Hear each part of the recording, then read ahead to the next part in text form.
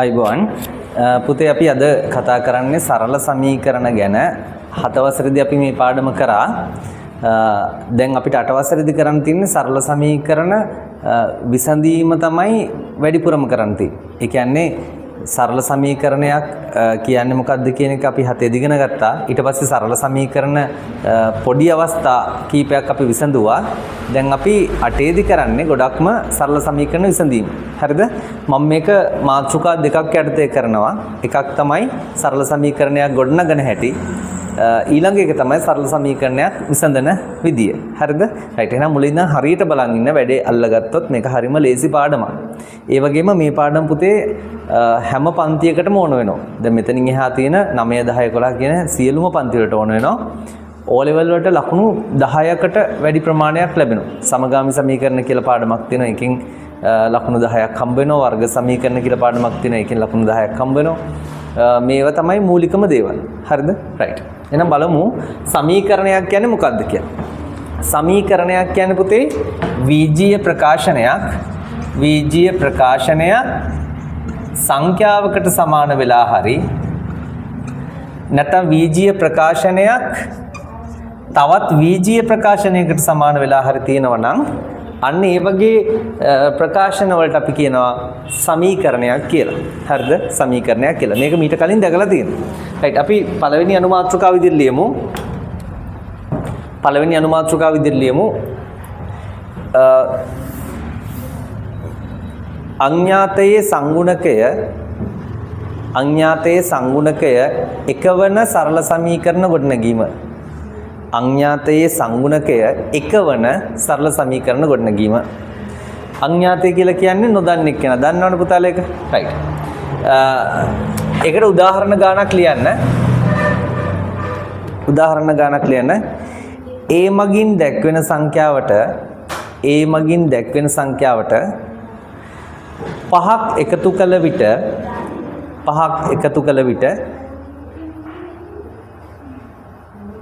10ට සමාන වේ. 10ට සමාන වේ. රයිට්. අපි ඔක සරල සමීකරණයකින් ලියන්නේ කොහොමද? A මගින් දැක්වෙන සංඛ්‍යාවට පහක් එකතු කළ විට 10ට සමාන වේ. A මගින් දැක්වෙන සංඛ්‍යාවට පහක් එකතු කළ විට 10ට සමාන වේ. රයිට්. තව එකක් ලියන්න. ඍජු කෝණාශ්‍රයක තව ගානක්. ඍජු කෝණාශ්‍රයක දිග පළලට වඩා සෙන්ටිමීටර් 10කින් වැඩිය. ඍජු කෝණාශ්‍රයක දිග පළලට වඩා සෙන්ටිමීටර් 10කින් වැඩිය. හරිද? ඍජු කෝණාශ්‍රයක දිග පළලට වඩා සෙන්ටිමීටර් 10කින් වැඩිය. පළල සිම්පල් x නම් සිම්පල් කියලා ලියන්න එපා. පළල x නම්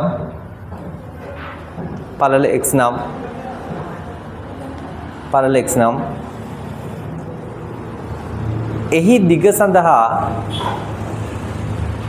වීජීය ප්‍රකාශනයක් ලියන්න.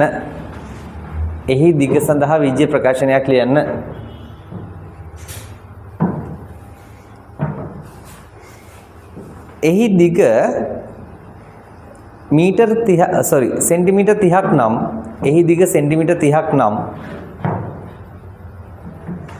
පළල සෙවීමට සමීකරණයක්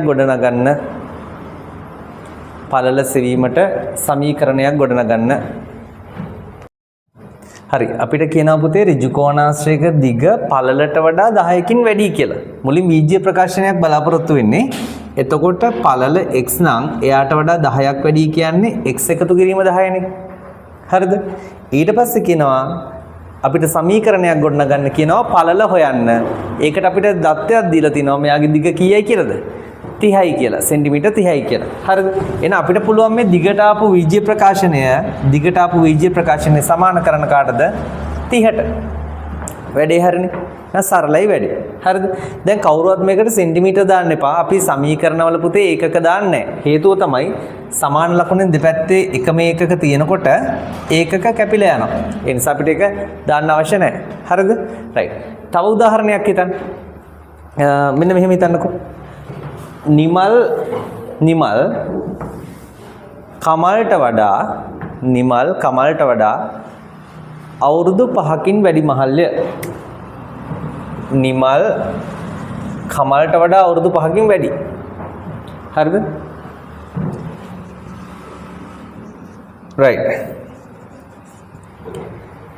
ඊට පස්සේ කමල්ගේ වයස y නම් කමල්ගේ වයස y නම් නිමල්ගේ වයස සෙවීම සඳහා වීජීය ප්‍රකාශනයක් ගොඩනගා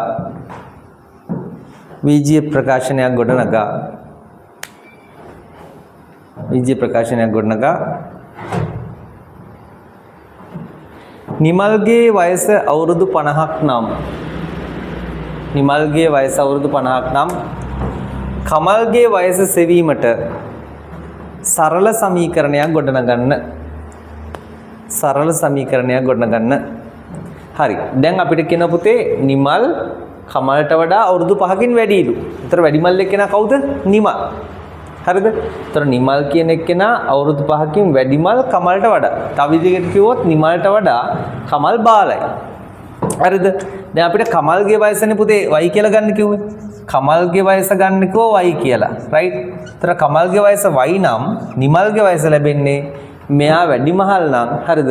එහෙනම් y ට අවුරුදු 5ක් එකතු කරන්න ඕන. එතකොට අවුරුදු 5ක් එකතු කරාට පස්සේ තමයි නිමල්ගේ වයස ලැබෙන්නේ. එහෙනම් නිමල්ගේ වයස සමානයි y එකතු කිරීම 5. දෙපැත්ත මාරුණා නම් මෙයාට y කියලා ගන්න කියලා කමල්ගේ හුවනම් එතකොට නිමල්ට වඩා මෙයා බාලයිනේ. එහෙනම් 5ක් අඩු වෙන්න ඕන. හරිද? right. එහෙනම් අපිට මෙයාගේ වයස දෙනවා. නිමල්ගේ වයස දෙනවා අපිට අවුරුදු කීයක් කියලාද? 50ක් නම් කමල්ගේ වයස හොයන්න සමීකරණයක් ගොඩනගන්න කිව්වා. එහෙනම් අපිට පුළුවන් මේක සමාන කරන්න මෙයාගේ වයස දැන් දන්න නිසා y එකතු කිරීම 5ට. ඔන්න ඔය සමීකරණය පුළුවන් මේ y හොයන්න. y කියන්නේ කවුද? කමල්ගේ වයස. හරිනේ.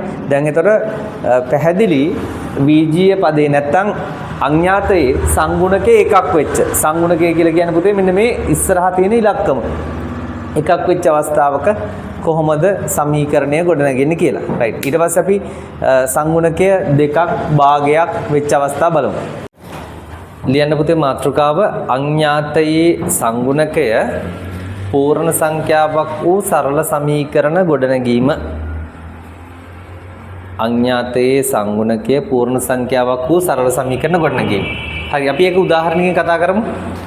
ලියන්න ගානක් a නම් සංඛ්‍යාවේ දෙගුණයට 5ක් එකතු කළ විට 10ට සමාන වේ. right? a නම් සංඛ්‍යාවේ දෙගුණයට 5ක් එකතු කළ විට 10ට සමාන වේ. හරි පුතේ බලන්න.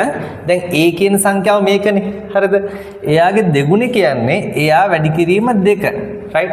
a කියන එක නා 2කින් වැඩි වුණාම අපි ඒක ලියන්නේ 2a කියලා. a නම් සංඛ්‍යාවේ දෙගුණයට 5ක් එකතු කරාම ඔන්න අපි එකතු කරනවා 5ක්. සමාන වෙන්නේ කාටද? 10ට. ඔන්න අඥාතයේ සංගුණකයේ 2 වෙච්ච සරල සමීකරණය. හරිද? right. තව එකක් ගමු. තව උදාහරණයක් ගමු. ඒක ලියා ගන්න. මාලාගේ වයසේ 3 ගුණය. මාලාගේ වයසේ 3 ගුණය අවුරුදු 60ක් වේ. මාලාගේ වයසේ 3 ගුණය අවුරුදු 60ක් වේ. right. ඔන්න අපි ඒක ලියනවා මාලාගේ වයස අපිට සංකේතයක් දීලා නැහැ. කැමති කෙනෙක් ගන්න පුළුවන්. වයස කියන්නේ පුතේ විචල්යක් නේ වෙනස් වෙන එකක් නේ. xy වගේ එකක් ගන්න. මාලාගේ වයස x නම් එයාගේ 3 ගුණය කියන්නේ x වැඩි කිරීම 3. අන්න එයා සමාන අවුරුදු කීයටද? 60කට. මේකත් සරල සමීකරණයක්. හරිද? දැන් මේකේ අඥාතේ විතරයි තියෙන්නේ. හරි. තව එකක් කියන්න. අමල්ගේ වයසේ 5 ගුණයට අමල්ගේ වයසේ 5 ගුණයෙන් කියලා ලියන්න. අමල්ගේ වයසේ 5 ගුණයෙන් අවුරුදු 7ක් අඩු කළ විට වයස අවුරුදු 40ක් වේ. අමල්ගේ වයසේ 5 ගුණයෙන් අවුරුදු 7ක් අඩු කරාම අමල්ගේ වයසට අපි ගමු y කියලා. අමල්ගේ වයස පුතේ y නම් එයාගේ පස් ගුණය කියන්නේ 5යි y. එයාගෙන් 7ක් අඩු කරාම කීයද? අවුරුදු 40යි කියලා කිව්වා. හරිනේ? ඔන්න ඔකයි වෙන්නේ. හරි. තව එකක් අපි ලියමු ගානක්. ඍජු කෝණාශ්‍රයක දිග එහි පළලේ 4 ගුණයකට වඩා 3ක් අඩු වේ.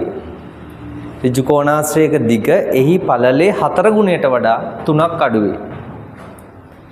එහි දිග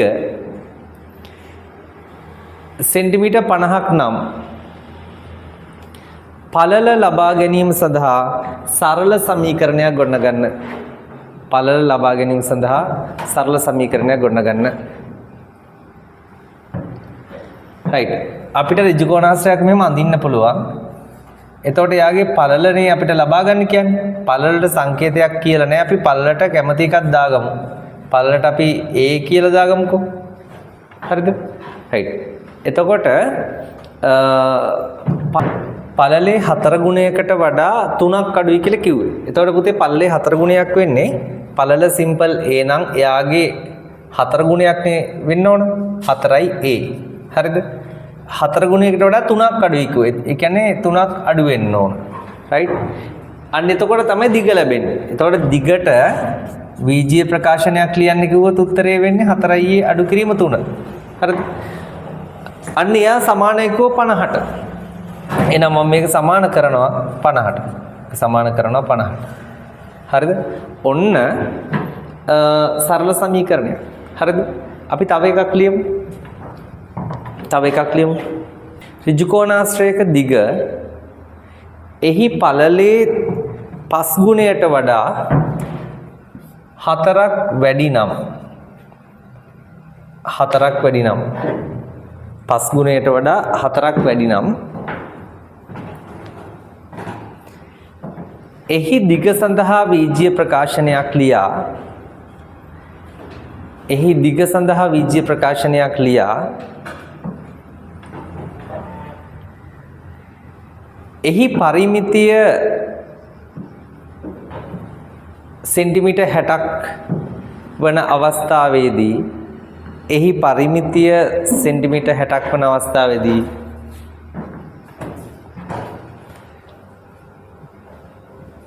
සරල සමීකරණයක් ගොඩනගන්න. හරි පුතේ, දැන් අපිට දීලා තියෙනවා ඍජු කෝණාශ්‍රයක්. ඒ ඍජු කෝණාශ්‍රය අපිට දීලා තියෙනවා දිග හොයන්න දීලා තියෙනවා පළල දීලා දිග හොයන්න දීලා. හරිනේ? අපිට දැන් අර කලින් වගේම වීජීය ප්‍රකාශනයක් තමයි මේකටත් හදාගන්න වෙන්නේ. හරිද? right. ඉස්සෙල්ලා අපි දිග හොයාගමුකෝ. ඒතර අපිට සම්බන්ධයක් දුන්නා පළල අපිට A ගන්නත් පුළුවන් B ගන්නත් පුළුවන්. සාමාන්‍යයෙන් අපි අඥාත සඳහා AB වගේ තමයි ගන්න. මොකද මේක විචල්යක් නෙවෙයි, දිග පළලක්නේ. හරි. මෙයා වගේ 5 ගුණයකට වඩා කීයක් වැඩි කිව්වද? 5 ගුණයකට වඩා 4ක් වැඩිනේ. 5 ගුණයකට වඩා 4ක් වැඩි. එතකොට 5 ගුණයක් කියන්නේ A වැඩි කිරීම 5 4ක් වැඩි ඕනේ. හරිද? එතකොට අපිට දැන් ලැබෙනවා මෙයාගේ දිග 5යි එකතු කිරීම 4. හැබැයි අපිට සරල සමීකරණයක් ගොඩනගන්න කියන්නේ පුතේ පරිමිතියට. පරිමිතිය කියන්නේ මොකද්ද? වටේ දිග. එහෙනම් මේ තල රූපයක වටේ දිග කියන්නේ මේ පාද 4 එකතු කරන්නේ. එහෙනම් මෙයාගේ දිග 5යි a එකතු කිරීම 4. ඒ වගේම මේ පාදයේ දිගත් ඒකමයි. අපි එකතු කරමු 5යි a එකතු කිරීම 4. ඊට පස්සේ මෙතන දිග නෙවෙයි මෙයා පළල සිම්පල් a. මෙයත් ඇවිල්ලා සිම්පල් a. right? එහෙනම් a ඒව දෙකක්. දැන් ඔය ටික එකතු කරාම සමාන වෙන කාටද? 60ට. දැන් සමාන කරන්න ඕන 60ට පරිමිතියට. හරිනේ? දැන් අපිට පුළුවන් මේක තව පොඩ්ඩක් සුළු කරලා මේ සරල සමීකරණය තව පොඩ්ඩක් පිළිවෙලක් කරන්න. ඒ කියන්නේ පුතේ සජාතීය පද සුළු වෙනවා. 5යියට 5යි එකතු වුනහම 10යි. 10යියට a එකතු වුනහම 11යි. ඊට පස්සේ මේ a එකතු වුනහම 12යි. එහෙනම් පොඩ්ඩක් පිළිවෙලක් කරමු. 12යි එකතු කිරීම 4යි 8යි. එහෙනම් 8 සමානයි 60යි. ඔන්න ඔහොම තමයි සරල සමීකරණ ගොඩනගන්නේ. හරිනේ? right. අපි ඊට පස්සේ කතා කරමු පුතේ මෙයාගේ මේ අඥාතයේ සංගුණකය භාගවන අවස්ථාව ගැන. හරිද? අඥාතයේ සංගුණකයේ භාගවන අවස්ථාව ගැන කතා කරමු. right මාතෘකාව ලියන්න. අඥාතයේ සංගුණකය භාගවන සරල සමීකරණ ගොඩනැගීම. අඥාතයේ සංගුණකයේ භාගවන සරල සමීකරණ ගොඩනැගීම. හරි. ඒකට ගානක් ලියන්න. කිසියම් සංඛ්‍යාවේ අඩකට 7ක් එකතු කළ විට 10ට සමාන වේ. එතකොට කිසියම් සංඛ්‍යාවක අඩක් කියනකොට ඒ කිසියම් සංඛ්‍යාවට ඔයා කැමති සංකේතයක් ගන්න. අපි x ගමුකෝ. අඩක් කියන්නේ පුතේ භාගයක්. එයා දෙකට බෙදුවහම එයාට 7ක් එකතු කරාම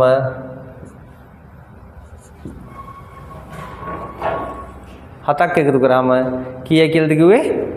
10 වේ කියලා කිව්වේ. 10 වේ කියලා කිව්වේ. මතකත් නැහැ පොඩි වැරදීමක් වුණාද කියලා. හරිනේ? right. 10 වේ. සමාන ඕන. හරි. තව උදාහරණයක් ගමු. තව එකක් ගමු. කිසියම් සංඛ්‍යාවක අඩකින් දෙකක් අඩු කළ විට 5ට සමාන වේ. කිසියම් සංඛ්‍යාව y කියලා ගත්තොත් එයාගේ අඩකින් දෙකක් අඩු කරාම 5යි.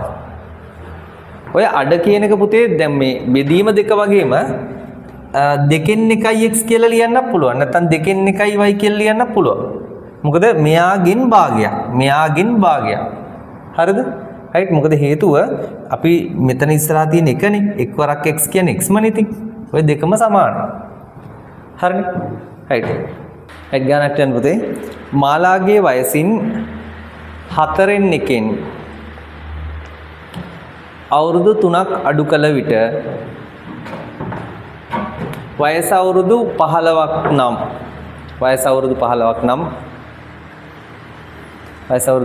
නම් ඇයගේ වයස සෙවීම සඳහා සරල සමීකරණයක් ගොඩනගන්න. right ඔන්න බලන්න. මාලාගේ වයසින් 4න් එකක්. මාලාගේ වයස සිම්පල් a කියලා ගත්තොත් එයාගේ වයසෙන් 4න් එකක් කියන්න පුතේ අපිට ලියන්න පුළුවන් 4න් එකයි a කියලා ලියන්නත් පුළුවන්. නැත්නම් a බෙදීම 4යි කියලා ලියන්නත් පුළුවන්. එක්වරක් a මනේ. එහෙනම් අපි එක ගමු a බෙදීම 4යි. එයාගේ වයසෙන් 3ක් අඩු කරාම අවුරුදු 3ක් අඩු කරාම සමාන වෙන අවුරුදු 15කට. right මේ ඔක්කොම අවුරුදු නිසා අපි ඒකක දාන්නේ නැහැ. සමීකරණයක ඒකක දාන්නේ නැහැ. ඒකක දෙපැත්තේ කැපෙන නිසා. හරිද? right තව ගානක් අපි බලමු. සීනි කිලෝ එකක මිල සිම්පල් b ද සීනි කිලෝ එකක් b ද සහල් කිලෝ එකක මිල රුපියල් 200ක්ද නම්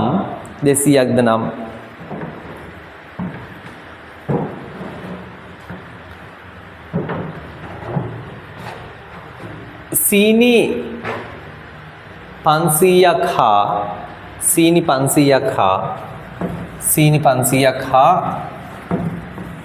හාල් කිලෝ දෙකක්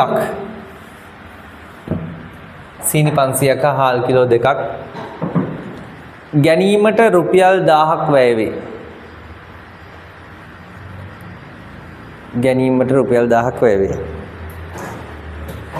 සරල සමීකරණයක් ගොඩනගන්න. හරි අපි සීනි ගන්න 500යි. සීනි වලින් ගන්න 500යි. සහල් වලින් ගන්නවා කිලෝ 2ක්. හාල් කිලෝ 2ක් ගන්නවා. හාල් වලින් කිලෝ 2ක් ගන්නවා. right වැය වෙනවා රුපියල් 1000. හරි. එතකොට සීනි කිලෝ එකක් වෙනවනේ b. කිලෝ එකක් b වෙනවනම් පුතේ ග්‍රෑම් 500ක් කියන්නේ හරියටම කිලෝ එකෙන් භාගයක්නේ. අඩක්නේ. එහෙනම් b බෙදීම 2. right නැත්තම් දෙකෙන් එකයි b කිව්වත් අවුලක් නැහැ. එයාට එකතු කරන්න ඕන හාල් වලට යනවා කීයක්ද? කිලෝ එකක් 200යි. එහෙනම් පුතේ එකක් 200 නම් දෙකක් කියන්නේ 200ව 2ක් 400ක්. දැන් මේ සමහර ළමයි මෙන්න මෙහෙම දානවා. හරිද? වැරද්දක් නෑ. නමුත් මේක සුළු කල් ඉවරයක් නෑනේ. 200ව 2ක් කියන්නේ 400යි කියලා එක සැරේටම දාමු. නම් එයා සමාන වෙනවා කාටද? රුපියල් 1000ට. හරිනේ? හරි. ඊළඟට තව ගානක් ලියන්න. තව ගානක් ලියන්න. අපි මේ වගේම එකක් දාමු. සීනි කිලෝ එකක් සිම්පල් B ද සීනි කිලෝ එකක් සිම්පල් B ද හාල් කිලෝ එකක් රුපියල් 200ක්ද පරිප්පු කිලෝ එකක් සිම්පල් A ද නම්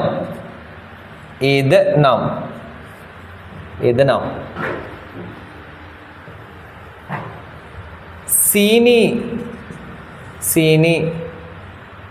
250ක් හා පරිප්පු 750ක් හා සහල් කිලෝ 5ක් මිලදී ගැනීමට රුපියල් 2000ක් වැය වන බව අමල් පවසයි. සරල සමීකරණයක් ගොඩනගන්න.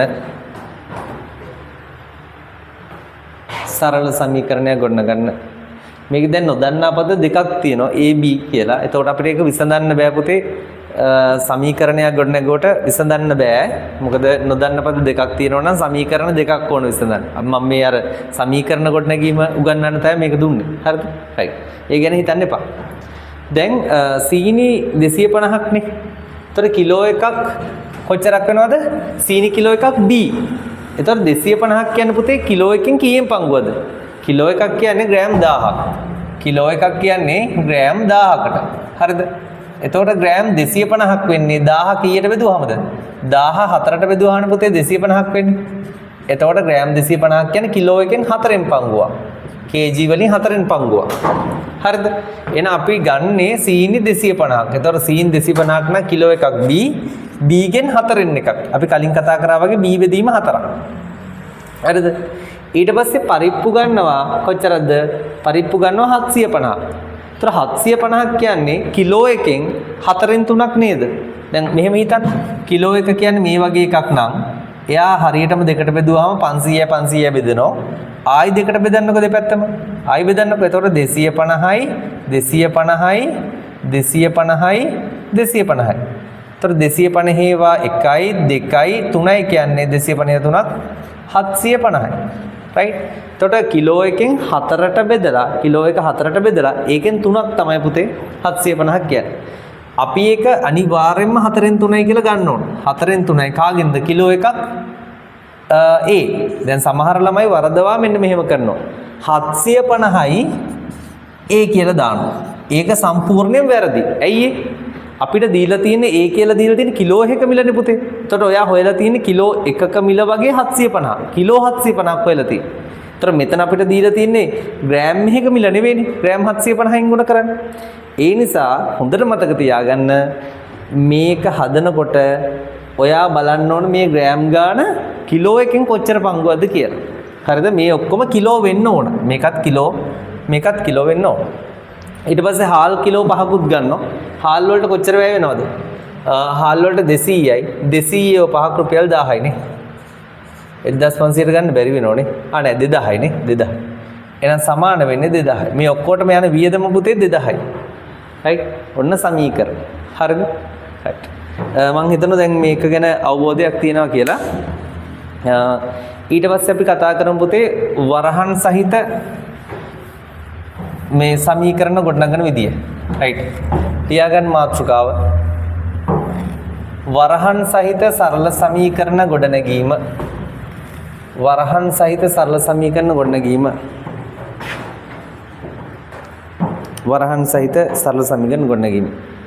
right. ලියන්න ගානක්.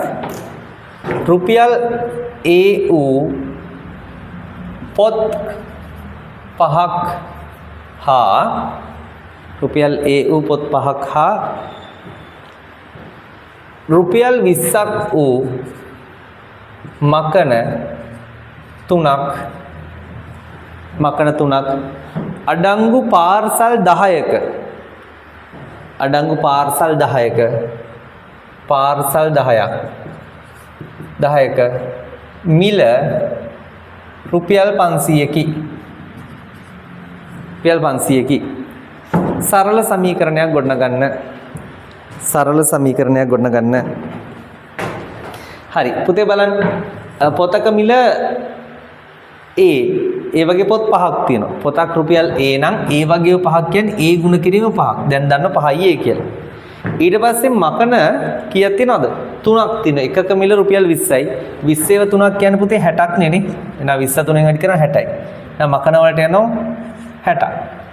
ඔය තියෙන එක පාර්සලයක්. හරිද? මේ එක පාර්සලයක්. පොත් 5යි මකන 3යි. ඒ වගේ පාර්සල් කීයක්ද? 10ක්. ඒ වගේව 10ක් ගන්න යනවා 500ක්.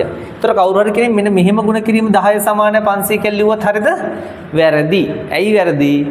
මේ පාර්සලයම තමයි පුතේ 10න් ගුණ වෙන්න ඕන. දැන් ඔයා මේ ගුණ කරලා තින් 10න් කාවද? මකනේ විතරයි. මකන වලට ගිහපු සල්ලි විතරයි.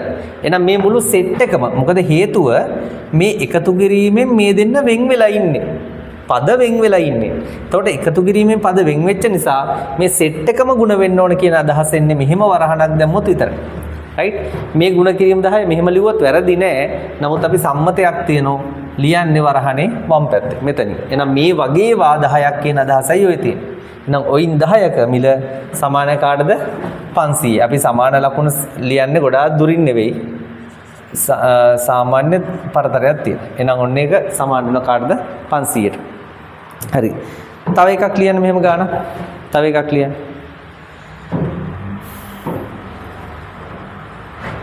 හාල් පරිප්පු ගානක්ම දෙන්නන්නේ. රයිට්. හාල් පරිප්පු ගානක් දෙන්න. සහල් කිලෝ එකක මිල රුපියල් xද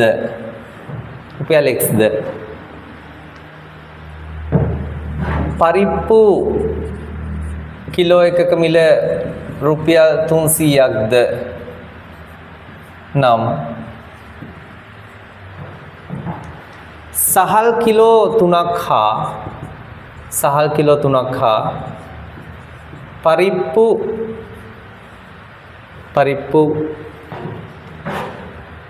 කිලෝ 2මාරක් මිලදීගෙන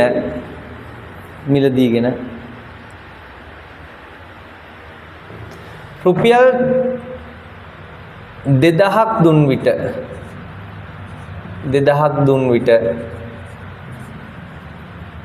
රුපියල් 100ක්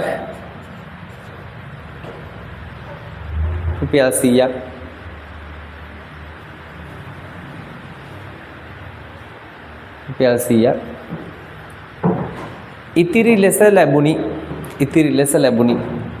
ඉතිරිය හම්බ වෙලා තියෙන 100ක් මේ ඉතිරිය. හරිද? සරල සමීකරණයක් ගොඩනගන්න. හරි බලන්න පුතේ. දැන් මේක හැදුවට පස්සේ වැඩි තවත් තහවුරු වෙනවා. අපි ඉස්සෙල්ලා බිල හදාගමු. හරිද? මේ බඩු ලිස්ට් එකට කොච්චර යනවද කියලා. බිල හදමු. බිල්පතේ වටිනාකම අපි ඉස්සෙල්ලා ඒක හදාගමු නැත්නම් මේක පටලැවෙනවනේ. එයා ගන්න බඩු ටික බලන්න. හාල් කිලෝ එකක් x වෙනවා. හාල් කොච්චර ගන්නවද? 3ක් ගන්නවා. එතකොට එකක් x නම් 3ක් කියන්නේ 3x. දැන් අපේ කට්ටිය ඔක දන්නවා. හරි. ඊට පස්සේ පුතේ පරිප්පු 2මාරක් ගන්න. කිලෝ 2මාර. කිලෝ එකක් 300යිනේ. එතකොට කිලෝ 2ක් කියන්නේ 302ක් 600ක් යනවා. තව භාගයක් ගන්නවනේ. භාගයක් කියන්නේ 150යිනේ. 300න් භාගය 150යිනේ. එතකොට 750ක් යනවා පරිප්පු වලට. රයිට්? රුපියල් 750ක් පරිප්පු වලට යනවා. රයිට්? එතකොට එයා ගන්නේ හාල් කිලෝ 3යි පරිප්පු 2මාරක් අරගෙන එයා 2000ක් දෙනවා කඩේ මුදලාලිට. රයිට්? 2000ක් දුන්නාම 100ක් ඉතුරු සල්ලි දෙනවා. හරිනේ? දැන් එතකොට පුතේ මුදලාලි ඉතුරු සල්ලි දෙන්නේ බිල්පතේ වටිනාකමින් 2000 අඩු කළාද නැත්නම් 2000න් බිල්පතේ වටිනාකම අඩු කළාද? දැන් මෙහෙමනේ අපි හිතමු අපි රුපියල් 1500ක බඩු ගන්නවා. හරිද? 1500ක බඩු ගන්නවා. ඒතර අපි 2000ක් දෙනවා. 2000ක් දීලා 1500න් 2000 අඩු කරලා නෙවෙයිනේ පුතේ ඉතුරු සල්ලි දෙන්නේ. අපි දෙන සල්ලි වලින් අපි දෙන මුදලෙන් 2000න් තමයි අපේ භාණ්ඩ වලට ගියපු ගාණ අඩු කරන්න ඕන. ඔන්න එතකොට තමයි ඉතුරු සල්ලි දෙන්නේ. පැහැදිලිනේ? එහෙනම් හොඳට මතක තියාගන්න අපි දුන්න සල්ලි වලින් තමයි අඩු කරන්නේ. දුන්න මුදලෙන් තමයි අඩු කරන්න ඕන. රයිට්. එහෙනම් දුන්න මුදල වෙන්නේ මොකද්ද? 2000යි. දුන්න මුදල වෙන්නේ 2000යි. 2000න් තමයි අඩු කරන්න ඕන බිල් පතේ වටිනාකම. දැන් බිල් පතේ වටිනාකම 3x එකතු කිරීම 750නේ. ඔන්න ඕක. රයිට්. ඔහොම ලිව්වොත් හරිද? වැරදි. ඇයි මේ අඩු වෙලා තියෙන පුතේ මේ 3x විතරයි. අර පරිප්පු ටික අඩු වෙලා නැහැ. හරිද? ඒ නිසා මේකට වරහණක් දාන්නම ඕන. රයිට්. අඩු කරාට පස්සේ ඉතුරු සල්ලි හම්බ වෙනවා රුපියල් 100ක්. තේරුණාද? රයිට්. අපිට ඕන නම් තව විදිහකට හදන්න පුළුවන්. දැන් ඉතුරු සල්ලි දෙනවනේ. ඉතුරු සල්ලි වලට ඉතුරු සල්ලි අඩු කරනවා අර 2000න්. මොකද බඩු වලට ගිහපු ගාන හොයාගන්න පුළුවන් අපිට රුපියල් 100ක් ඉතුරු දෙන්නේ 1900ක් ගිහිල්ලානේ පුතේ බඩු වලට. දැන් තව කෙනෙක්ට එහෙම හිතලා හදන්නත් පුළුවන්. එතකොට එන්නේ 3x ධන 750 ධන නෙවෙයි එකතු කිරීම 750 සමාන 1900 කියලා. නමුත් මම මෙතන බලාපොරොත්තු වෙන්නේ වරහණක් සහිත සමීකරණයක් හදාගන්න. රයිට් කෙනෙකුට මෙහෙම ලියන්න පුළුවන්. ඔකත් වැරදි නෑ. අපි අර දීපු විදියට මේ විදියට තමයි බලාපොරොත්තු වෙන්නේ. හරි. දැන් අපි ඊට පස්සේ කතා කරන්න ඕන සමීකරණ විසඳන විදිය. හරිනේ? රයිට්. අපි ඒක දැන් ඔන්න 7 වසර මට්ටමින් ඉඳන්ම පටන් ගන්නවා. පොඩි තැනේ ඉඳන්ම සමීකරණ කොහොමද විසඳන්නේ කියලා. දැන් සමීකරණ ගොඩනැගීම කළා ඉවරයි. දැන් තියෙන්නේ විසඳීම.